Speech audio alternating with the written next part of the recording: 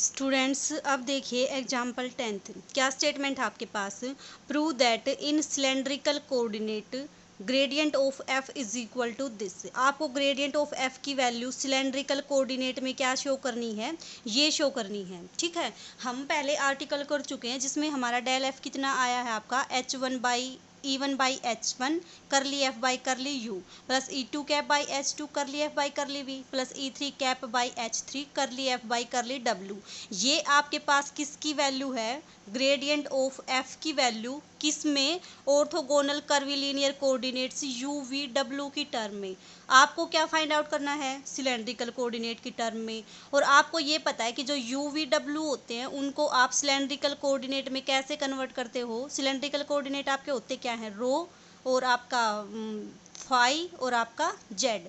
जहाँ पे रिलेशन क्या होता है आपके पास? यू तो होता है आपका रो, वी होता है आपका फाई और आपका डब्ल्यू कितना होता है?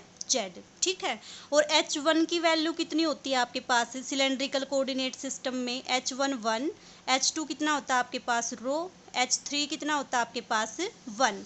H1 H2 H3 की वैल्यू बता दी, यू वी डब्ल्यू की वैल्यू बता दी। अब E1 E2 E3 जो होते हैं आपके पास सिलेंड्रिकल कोऑर्डिनेट सिस्टम में कितना होता है आपके पास? इनकी वैल्यू आपके पास E1 कैप की वैल्यू तो होती है E रो कैप, E2 कैप कौन होता है आपके पास? E थीटा कैप, और E3 कैप कितना होता है आपके पास? E Z cap. ठीक है, जो वैल्यूज है सारी वैल्यूज यहाँ पे पुट कर दो, आपके पास किसकी वैल्यू आ जाएगी? ग्रेडियंट ऑफ एफ की वैल्यू आ जाएगी सिलेंड्रिकल कोऑर्डिनेट की टर्म में। तो कर दो वैल्यू पुट। E1 की जगह पे क्या पुट करोगे? E रो कैप। H1 कितना है आपके पास? 1, तो ये आपका एज इट इज करली एफ बाय करली यू कितना हो जाएगा? करली रो प्लस E2 कैप कितना है आपका? E2 कैप आपके पास E थीटा कैप।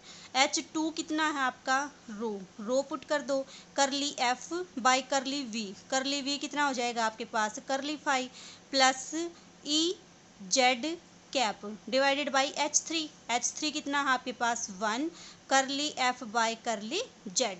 ठीक है, तो ये आपके पास किसकी वैल्यू आ गई? ग्रेडियंट एफ की वैल्यू आ गई सिलेंड्रिकल कोऑर्डिनेट सिस्टम में। यही आपको क्या करनी थी? शो करनी थी। जैसे ग्रेडियंट ऑफ एफ को हम सिलेंड्रिकल कोऑर्डिनेट में एक्सप्रेस कर सकते हैं, सेम हम किसको कर सकते हैं? डाइवर्जेंस ऑफ एफ को, कर्ल ऑफ एफ को, डेल स्क्वायर ऑफ एफ को भी इन कोऑर्डिनेट सिस्टम में चेंज कर सकते हैं। देखो कैसे चेंज करोगे। सेकंड जो पार्ट है आपके पास, सेकंड पार्ट क्या गिवन है? सेकंड पार्ट में आपको डाइवर्जेंस ऑफ एफ की वैल्यू सिलेंड्रिकल कोऑर्डिनेट सिस्टम में फाइंड आउट करनी है। लेकिन डाइवर्जेंस ऑफ एफ की वैल्यू हम ऑर्थोगोनल कर्विलीनियर कोऑर्डिनेट के टर्म में निकाल चुके हैं। कितनी है इसकी value? Del of F is equal to कितना होता था आपके पास? 1/H1 H2 H3। ठीक है, करली बाय करली यू के साथ है तो यहाँ पे कितना आएगा? H2 H3 और आपका F1 plus curly by curly we, H we है तो कितना आएगा? H1 और H3 और साथ में आपका F2 करली बाय करली डब्ल्यू, यहाँ पे कितना आएगा आपके पास? H2 और आपका H1। ठीक है, और F3 आपका as it is.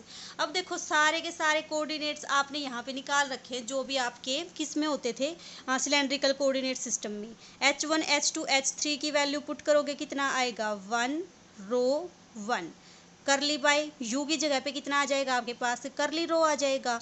H2 H3 की वैल्यू रो, H3 की वैल्यू 1, F1 आपका as it is. Curly by curly V कितना होता है आपके पास?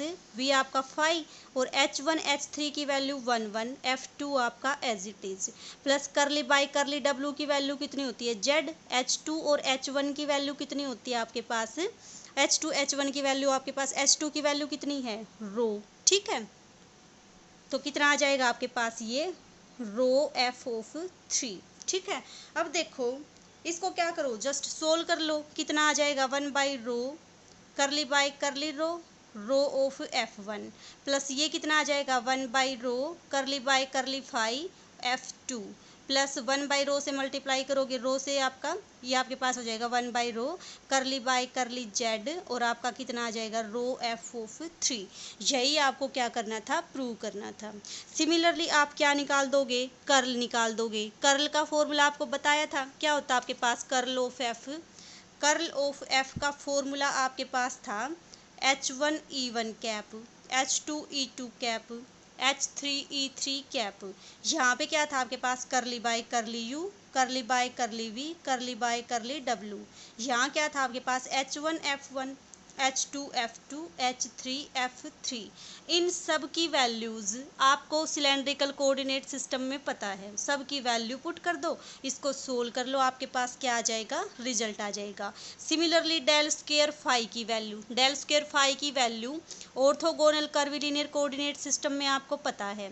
कर्विलीनियर कोऑर्डिनेट सिस्टम का और सिलेंड्रिकल कोऑर्डिनेट सिस्टम का रिलेशन आपको पता है, सब की जगह पे वो वैल्यू पुट कर दो, आपके पास क्या आ जाएगा, रिजल्ट आ जाएगा। अब देखो जो 10th क्वेश्चन है इसमें तो आपको बताना था सिलेंड्रिकल कोऑर्डिनेट सिस्टम में। जो 11th क्वेश्चन है उसमें आपको किस में बताना है, स्फेरिकल कोऑर्डिनेट सिस्टम में ग्रेडियंट एफ की वैल्यू, कर्ल एफ की वैल्यू और आपके पास जो डेल स्क्वायर एफ है उसकी वैल्यू फाइंड आउट करनी है। तो कैसे फाइंड आउट करोगे, जैसे डाइवर्जेंस ऑफ एफ की वैल्यू फाइंड आउट करनी है। डाइवर्जेंस ऑफ एफ आपके पास कितना होता है, जो आपके पास होता है ये, ठीक है।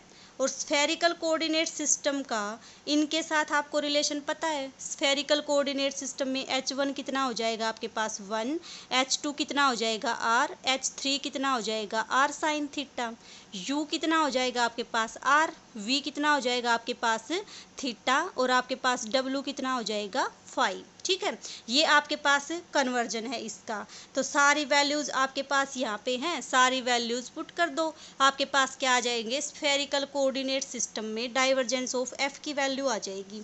जस्ट आपको ये वैल्यू याद रखनी है और इनका रिलेशन याद रखना है। सिलेंड्रिकल में पूछे तो आप ये रिलेशन यूज़ कर दो और इन सब की वैल्यू पुट कर दो, आपके पास डाइवर्जेंस एफ की वैल्यू आ जाएगी किसकी टर्म में, सिलेंड्रिकल कोऑर्डिनेट की टर्म में।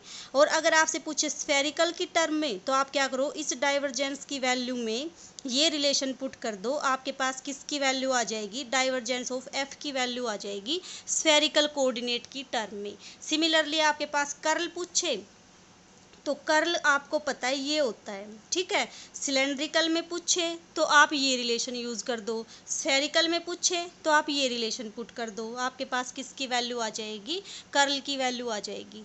तो इस तरह से आप क्वेश्चन नंबर 10th 11th और 12th को करोगे, ठीक है। जहाँ डाउट आए पूछ लेना, बाकी बस कंसेप्ट्स को ध्यान में रखना कि आपके पास डाइवर्जेंस एफ होता क्या है और सिलेंड्रिकल में इसकी वैल्यू क्या होती है, स्फेरिकल में इसकी वैल्यू क्या होती है, ठीक है। तो आप एग्जाम्पल 12th तक इनको ट्राई करोगे, ओके।